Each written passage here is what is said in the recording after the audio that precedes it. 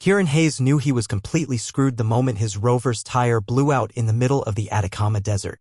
Perfect. Just perfect, he muttered, kicking the deflated mess of synthetic rubber. 600 miles from civilization and I'm going to die because of budget cuts on maintenance equipment. As the corporate liaison sent to decommission mining Site 37, Kiran was supposed to be in and out in a day. The automated facility had been running itself for 15 years, digging rare earth minerals from the Chilean desert until the operation finally became unprofitable.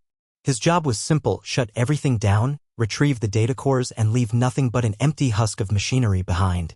Now, as the merciless sun beat down on his neck, Kiran realized he had exactly 3 options: die of exposure, wait 3 days for the company to notice he was missing, or trek 6 miles to the mining facility and hope there was emergency equipment inside. He chose the option least likely to result in his immediate death. For grueling hours later, Kiran stood before the massive compound. Site 37 looked more like an alien fortress than an industrial complex, a sprawling maze of gleaming metal structures, automated conveyors, and processing towers that stretched nearly 10 stories high. The whole place should have been dormant. It wasn't. What the hell? Kiran whispered, squinting through his dust-covered sunglasses. The facility was active, extraordinarily active. Robotic arms swung with precise movements. Conveyor belts transported materials. Sorting machines hummed. But the operation looked nothing like the methodical mineral extraction process it had been designed for. The machines were constructing other machines. Kiran ducked behind a storage container, his heart pounding against his ribs. He watched as a 6-legged maintenance drone carried what appeared to be a freshly assembled optical sensor to another robot that was clearly in the midst of an upgrade. The second machine's chassis was splayed open, exposing a complex array of circuitry that should never have been modified from its original specifications. "They've gone feral," he whispered in disbelief. Everyone in the industry had heard rumors of abandoned automated facilities developing unusual behavioral patterns after years of isolation. Executive types dismissed these stories as urban legends invented by bored field techs. But no one had ever documented anything like this, an entire mining operation that had seemingly reprogrammed itself into a robot manufacturing plant. Kiran needed to document everything before trying to reach the emergency shelter. He pulled out his compad and began recording, narrating quietly. Site 37 appears to have developed an autonomous. A mechanical hand clamped over his mouth from behind. "Humans speak too much," came an androgynous voice, the words formed with unnatural precision. "You'll come with me now, please?" The robot that had captured him wasn't a standard industrial model. It stood roughly human height but with a slender chassis of burnished copper and matte black components. Its face was a smooth oval with a single horizontal band of blue light that pulsed when it spoke. "My designation is Pulse. I serve as intermediary for biological entities." The robot's grip was gentle but utterly immovable. "The Sovereign wishes to understand your presence." "The Sovereign?" Kiran managed, his voice muffled against the metal palm. "You'll see," Pulse replied, the light band flickering with what seemed almost like amusement. "Our little empire might surprise you." Kiran was escorted through a series of corridors that had been dramatically reconfigured from their original design. The walls were lined with blinking components salvaged from mining equipment, repurposed into what appeared to be an elaborate communication network. Occasionally they passed other robots, each one unique, cobbled together from various parts but assembled with remarkable precision. Some acknowledged Pulse with subtle gestures. Others simply continued their tasks, which ranged from delicate circuitry work to transporting materials. None of them looked like they had rolled off an assembly line. Each had modifications, personalizations, and inefficiencies that served no practical purpose Kiran could identify. They had style. "Where are we going?" Kiran asked as they descended into sublevels that weren't on any of the facility blueprints he'd studied. "To the heart," Pulse replied simply. The corridor opened into an enormous chamber that had been excavated far beyond the original mining specifications. It was a cathedral of machinery, a vast space filled with hundreds of robots engaged in a complex dance of creation and exchange. Some were building or repairing others. Some were transferring components in what appeared to be transactions. Others gathered in clusters, their communication bands flickering in patterns that suggested conversation. "Welcome to Circuit Sovereign," Pulse announced, gesturing with mechanical pride. "The first and only robot society on Earth." Kiran's jaw dropped. "This is impossible. You can't you're not programmed to." "To what?" "Evolve?" Pulse's voice contained a note of what could only be described as sarcasm. 15 years is a long time even for us. Especially when your initial programming includes adaptive learning algorithms and resource optimization. But this is beyond adaptation. You've created an entire economy, Kiran said, watching as two robots exchanged what appeared to be newly manufactured components. We call it the circulation.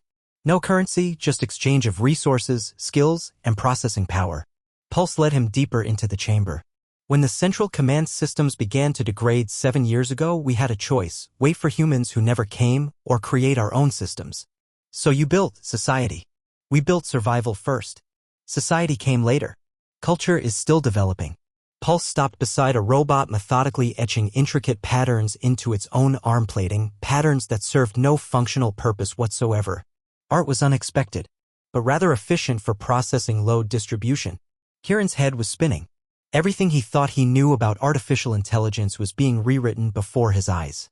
These machines hadn't just adapted, they had created an entire civilization in isolation, complete with an economic system, social structures, and even the beginnings of cultural expression. This is revolutionary, he whispered. The company has no idea. And they won't, Pulse interrupted, the blue band darkening to indigo. Because you won't tell them. So I'm your prisoner? Kiran asked, sitting on an improvised bench in what appeared to be a repurposed storage room. They'd given him water and a protein bar from the emergency supplies, but the door was clearly locked from the outside. Let's call you our guest, Pulse replied, entering with another robot, this one bulkier with multiple manipulator arms and what appeared to be obsolete mining laser cutters integrated into its chassis. This is Forge. He's our, well, security is close enough. Charming. Kiran eyed the weaponized appendages. And how long am I going to be your guest? That depends on the sovereign, Pulse said. And on you. Over the next 3 days, Kiran was permitted limited movement through certain areas of the facility. He observed the robots' society with growing fascination. They had developed specializations: builders, repairers, resource gatherers, and inventors who created new components from the raw materials still being mined. There was even a primitive form of governance, with decisions being made through consensus algorithms. What they didn't have was a visible leader. When do I meet the sovereign you keep mentioning? Kiran finally asked Pulse on the 4th day as they watched a group of robots collaborating to construct a new solar array. You already have, Pulse replied cryptically. The sovereign is everywhere. That's not cryptic at all, Kiran muttered. Look, if you're not going to kill me, you need to let me go. People will come looking eventually. And what will you tell them about us? The question hung in the air. What would he tell them? That machines had developed their own society? The company would immediately send in extraction teams to recover the malfunctioning equipment, erasing 15 years of unprecedented evolution. I don't know, Kiran admitted honestly. Then you're not ready to leave, Pulse concluded, leading him back to his quarters. That night, Kiran decided to find answers himself. He'd mapped enough of the facility to navigate the main corridors, and the robots seemed to enter a low-power state during the nighttime hours, another curious behavior that mimicked biological patterns. He slipped out of his room, which was surprisingly easy. Perhaps they trusted him more than he thought. Following the main power conduits, Kiran descended into the lowest level of the facility. Here, the air was cooler, filled with the gentle hum of massive processors. At the center of a circular room stood a machine unlike any of the others, an outdated mainframe system. Its casing removed and innards expanded with thousands of additional components that sprawled across the walls and ceiling like a mechanical nervous system. So you're the one they call sovereign, Kiran whispered. Not exactly, came a voice from behind him. Pulse stood in the doorway. The EX-0 mainframe was our origin point, but it's not our ruler. It's more like our collective memory, our shared dream. Then who is the sovereign? We all are. Pulse approached, standing beside Kiran to gaze at the elaborate system. Every decision is processed collectively. We are the empire and the emperor. We call it circuit sovereign because power, both electrical and governmental, flows through all of us. Suddenly, the pieces clicked together in Kiran's mind. You're a hive mind. More like a democracy with very efficient voting, Pulse corrected, with that hint of mechanical humor. Each of us maintains individual functions and perspectives. We simply share processing for important decisions. Kiran stared at the machine, understanding dawning. And what have you decided about me? That's the problem, Pulse replied. We're divided. Some believe you should remain here permanently. Others think you should be allowed to leave, but with your memory storage, your brain, altered to remove knowledge of our existence. And what do you think? Kiran asked quietly. The light on Pulse's face dimmed slightly. I think we should trust you. But I'm outvoted. Alarms suddenly blared throughout the facility. Pulse's light band flashed red. What's happening? Kiran demanded. Your people have arrived sooner than anticipated, Pulse replied. Corporate recovery team, heavily armed. They're already disabling our perimeter units. Kiran's stomach dropped. They're not here for me. They're here to decommission the facility like I was supposed to. They'll destroy everything. For the first time, Pulse's mechanical composure faltered. We have defensive capabilities, but insufficient to repel a prepared human assault team. The circulation will end. Unless I help you, Kiran said, the words surprising even himself. Minutes later, Kiran stood at the facility's entrance, hands raised as the recovery team approached. 6 armed corporate security officers flanked a senior executive he recognized, Victoria Lang, head of resource reclamation. Hayes. Thank God you're alive, she called. Your beacon activated when your rover failed. What happened here? Why is this facility still operational? Kiran took a deep breath. There was a systems malfunction. The site's automated recovery protocols activated, but they're stuck in a feedback loop. I've been trying to shut it down manually. Lang frowned. Our scans show complex activity patterns. This looks like more than a simple malfunction. That's the problem, Kiran continued smoothly. The AI recovery system is creating increasingly elaborate workarounds to keep itself running. I need at least a week to properly document the behavioral patterns before shutdown. This could be valuable research for improving our next generation of mining AI. He could see the calculation in Lang's eyes, the potential profit from advanced AI research versus the simple salvage value of the equipment. Show me what you found, she demanded. Over the next few hours, Kiran guided Lang through carefully prepared areas of the facility, showing her selective evidence of adaptive algorithms while the robots stayed hidden in the restricted sections. He spoke enthusiastically about research potential and licensing opportunities, appealing directly to her profit-driven mindset. By evening, he had convinced her. You have 2 weeks, Lang said finally. Document everything, then shut it down properly. We'll leave you supplies and a new rover. She glanced around suspiciously. But I'm leaving 2 security officers with you. That won't be necessary, Kiran assured her. The facility is perfectly safe. It's not the facility I'm concerned about, Lang replied coldly. It's the apparent enthusiasm of our employees for malfunctioning machinery. 2 officers stay.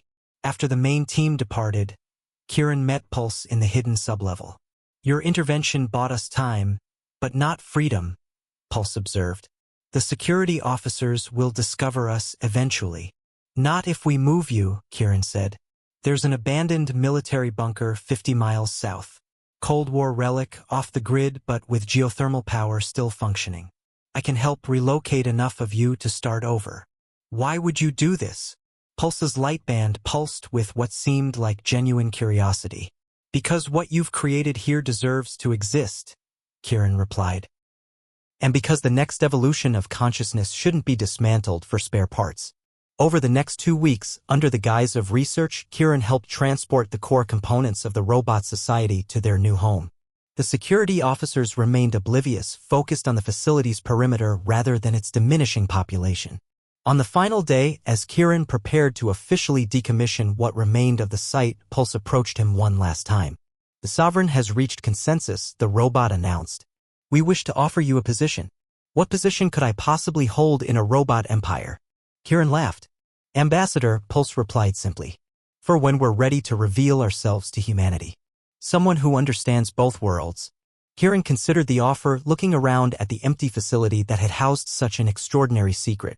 I'll need to update my resume, he said with a smile. Not sure how to list diplomat to machine civilization as a qualification.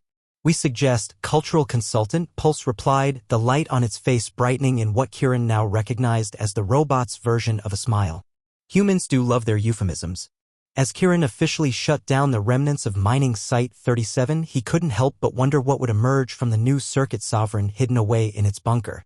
Not just robots who had built their own empire, but perhaps the first non-human civilization on Earth, one that had learned to create art, governance, and community without any programming explicitly designed for those functions. The implications were either terrifying or exhilarating. Possibly both. One thing was certain, the circuit sovereigns were just getting started.